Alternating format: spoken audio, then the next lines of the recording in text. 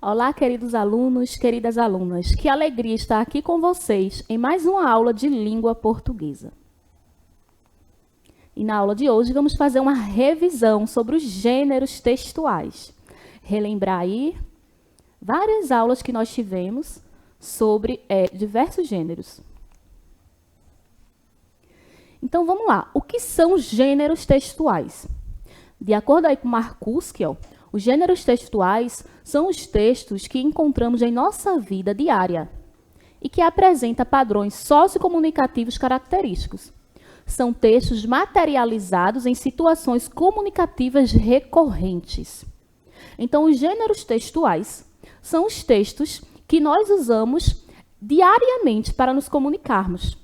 Neste momento aqui, nós estamos fazendo uso de gênero textual. Estamos fazendo uso de um texto. É impossível nós não usarmos textos no nosso dia a dia, certo? E esses textos eles podem ser verbais, não verbais, podem ser escritos, falados. E durante o dia a gente encontra diversos, tá?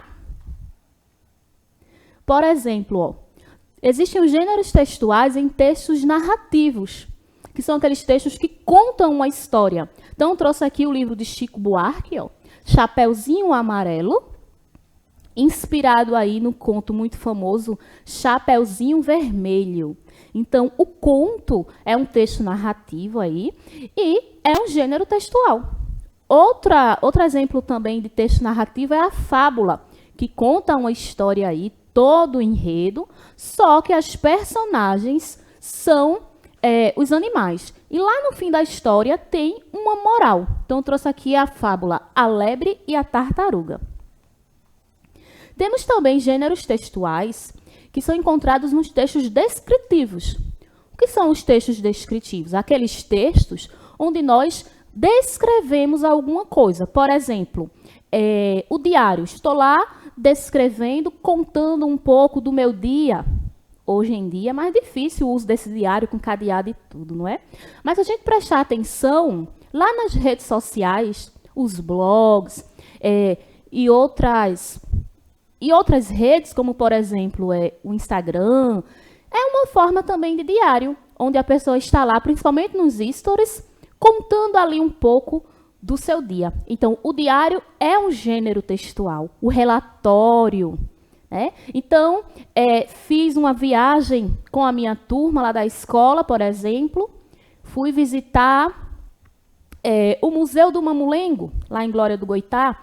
Então, quando eu voltei, a minha professora solicitou um relatório. Então, eu vou relatar ali tudo que eu vi na viagem, tudo que eu aprendi. Então, o relatório também é um tipo, na verdade, um gênero textual.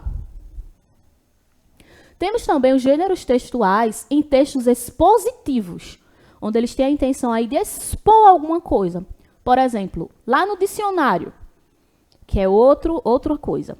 Tem um dicionário impresso, que hoje em dia eu acho muito difícil também as pessoas usarem, mas é sempre bom, de vez em quando, olharmos esse dicionário, pesquisarmos as palavras, porque lá a gente encontra o quê? Diversas palavras, então a gente pode observar o acento, a gente pode observar a ortografia, e aí melhorar o nosso vocabulário.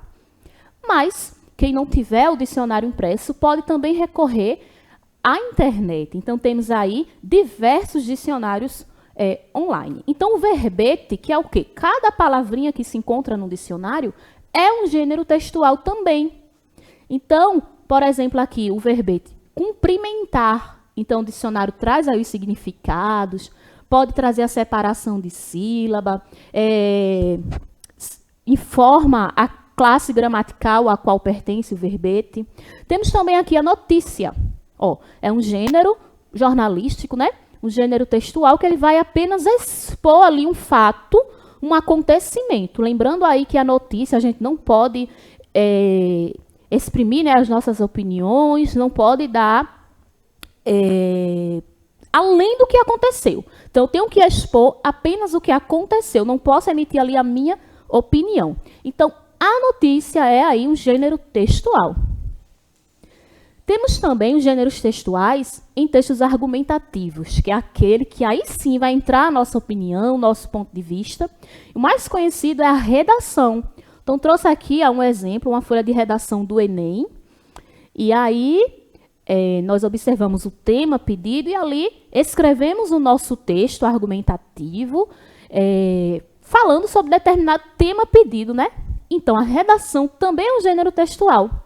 O artigo de opinião, que aí entra como gênero jornalístico, muito presente aí em revistas, jornais, também na internet, né? E também é um gênero textual. Gênero textuais em textos injuntivos, explicando como se faz, como, por exemplo, aqui uma receita. Então, a receita faz muito parte do nosso dia a dia, principalmente também na internet. Estou trazendo muito essa questão da tecnologia para a gente ver que os gêneros textuais estão presentes de diversas formas. Então, a receita, a gente está lá navegando e, de repente, encontramos alguma pessoa explicando, né, como se faz uma receita, como se faz um prato novo, e a gente vai ali aprendendo, anotando. Então, a receita também é um gênero textual. Uma regra de jogo, comprei ali um joguinho novo para brincar com os meus irmãos, com os meus primos, né, com os meus filhos, um exemplo, e ali eu vou ler a regrinha do jogo para aprender e jogar direitinho, também é um gênero textual. E de tanto a gente falar internet, temos aqui o avanço tecnológico. Então, todos os dias acontecem transformações no nosso dia a dia.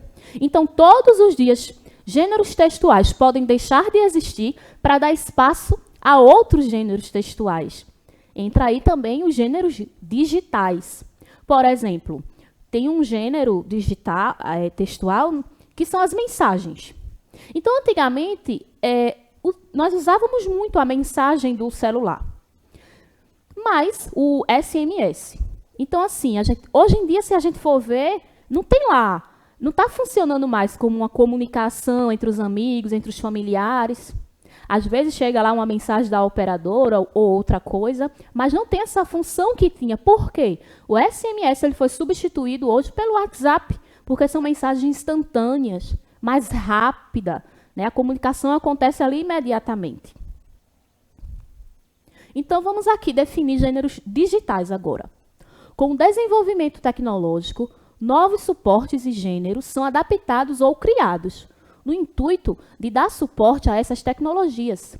Assim, gêneros digitais é o nome dado a uma nova modalidade de gêneros textuais, que surgiu com a internet dentro do hipertexto, o que viabilizou a criação de novos espaços para a escrita, possibilitando o hibridismo entre a escrita e a leitura. Quando ele fala aí, pessoal, de hipertexto, quer dizer o quê? Essa possibilidade de a gente navegar e visualizar diversos textos no mesmo ambiente. Por exemplo, vou lá visitar o blog de uma escritora. Então, ela traz ali um poema, por exemplo, ou um texto de sua autoria. Lá embaixo, ela apresenta um link. Então, ela diz, clique aqui para visualizar, por exemplo, o book trailer do meu livro. Então, eu clico e lá sou direcionada para o YouTube, onde eu vejo a apresentação do livro dela. Então, hipertexto é isso, essa mistura de textos onde eu posso navegar e conhecer ao mesmo tempo. Posso clicar num link e vou conhecer uma foto, um vídeo, outro texto. Tem muito isso no site da Wikipédia, onde a gente coloca lá para pesquisar alguma coisa e tem uns linkzinhos azul, onde eu vou clicando e já vou sendo direcionada para outras coisas, ou para outra informação sobre um escritor que eu estou pesquisando, ou para um conceito. Vai depender lá. É um jogo de palavras interligadas, né? Na verdade, um jogo de leitura, de escrita ali, interligados, para facilitar aí a minha aprendizagem. Então, exemplos de gêneros digitais aqui. Esse aqui é um post lá do Instagram. Então, a gente sabe que no Instagram a gente pode colocar a foto, pode colocar também a legenda. E as pessoas podem comentar, podem curtir. E ali existe uma interação, uma comunicação entre as pessoas.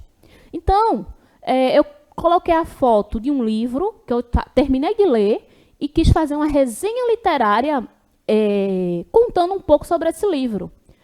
Vai que alguma pessoa ali se interessasse, gostasse da resenha e quisesse também ler. Então, o livro foi Abecedário Poético de Frutas, de Rosiana Murray. Aí coloquei umas frutas lá e postei. E do outro lado eu fiz a legenda contando, ó. Este livro é uma verdadeira salada poética de frutas.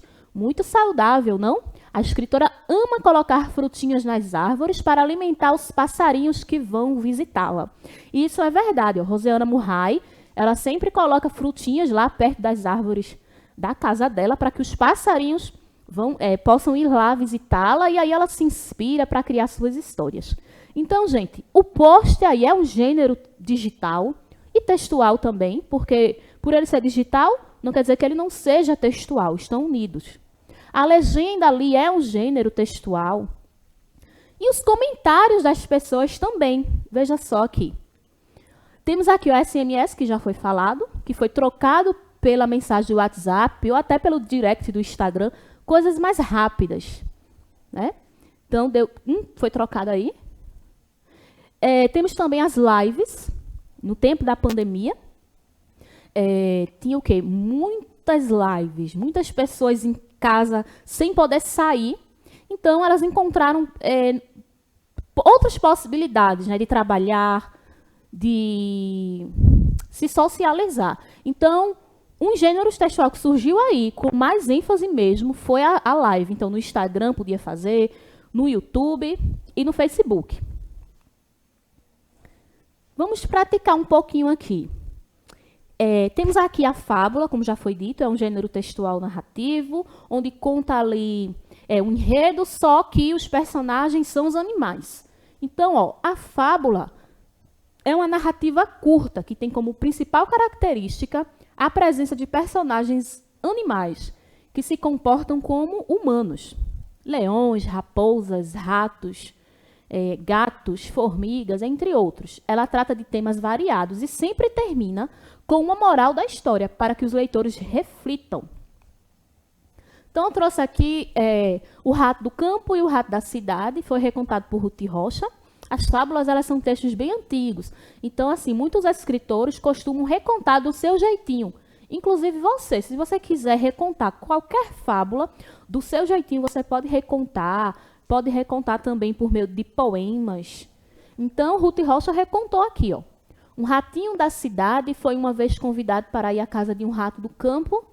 Vendo que seu companheiro vivia pobremente de raízes e ervas, o rato da cidade convidou-o a ir morar com ele, dizendo: tenho muita pena da pobreza em que você vive. Venha morar comigo na cidade e você verá como lá a vida é mais fácil. Lá se foram os dois para a cidade, onde se acomodaram numa casa rica e bonita. Foram logo à despensa e estavam muito bem, se empanturrando de comidas fartas e gostosas. Quando entrou uma pessoa com 2 gatos que pareceram enormes ao ratinho do campo. Os 2 ratos correram espavoridos para se esconder. O rato do campo disse, quando o perigo passou: eu vou para o meu campo. Prefiro minhas raízes e ervas na calma às suas comidas gostosas com todo esse susto. Então a moral foi: mas vale magro no mato que gordo na boca do gato. Então, vamos refletir um pouquinho. Quem são as personagens aí, né, principais dessa fábula? Então, como vimos, 2 ratinhos. Já é o ratinho da cidade e o ratinho do campo. E segundo o texto, por que o ratinho da cidade convidou o ratinho do campo para morar com ele? Isso, porque ele vivia pobremente de raízes e ervas no campo, né? De acordo com o ratinho rico, ele achava isso. E que personagem disse a frase: tenho muita pena da pobreza em que você vive? Isso mesmo, o ratinho da cidade. Vamos reler agora esse texto a seguir, o trecho, né? Lá se foram os dois para a cidade, onde se acomodaram numa casa rica e bonita. Nesse trecho, a palavra destacada se refere, essa palavrinha onde, está se referindo aos 2 ratinhos, à cidade, à casa ou a um lugar distante? Lá se foram os 2 para a cidade, onde se acomodaram numa casa rica e bonita, justamente ali, a cidade. E assim finalizamos mais uma aula de língua portuguesa. Foi muito bom estar aqui com vocês e até a próxima aula.